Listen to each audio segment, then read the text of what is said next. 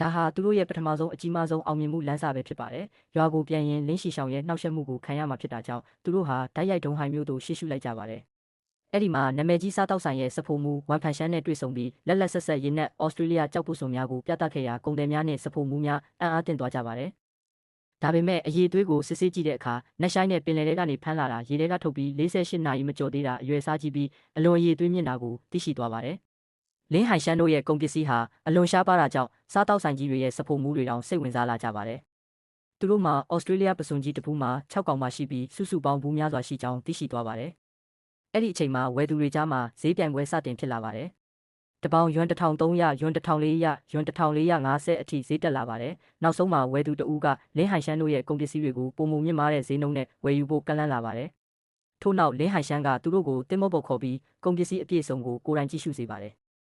လင်းဟိုင်ရှမ်းကအာယုံကိုစားတောက်ဆိုင်ကြီးတစ်ခုရဲ့အထွေထွေစဖို့မှုဝန်ဖုံးရှမ်းနဲ့မိတ်ဆက်ပေးပါတယ်။ဝန်ဖုံးရှမ်းကတင်မော့ပေါ်ကကုန်ပစ္စည်းအရေးအတွက်နဲ့အရေးသွေးကိုကုန်ပစ္စည်းအရေးသွေးကိုသဘောကျလုံးလို့ငွေသားယွမ်273တူညနဲ့တလေးစားလုံးကိုဓာတ်ရိုက်ဝယ်ယူလိုက်ပါတယ်။ဝန်ဖုံးရှမ်းကသူ့ဝန်ထမ်းတွေကိုတက်ရှိပင်လယ်စားတွေထက်တူလောင်ဖို့ရေစီးစင်းနိုင်တဲ့တစ်တာတွေကိုစိတ်ကမ်းအမှတ်3နေရာစီအမြန်ပို့ခိုင်းပါတယ်။ထို့နောက်လင်းဟိုင်ရှမ်းတို့ရဲ့တင်မော့ပေါ်ကကုန်ပစ္စည်းအလုံးကိုငွေသားနဲ့တခါတည်းပေးချေမယ်လို့ဆုံးဖြတ်ပါတယ်။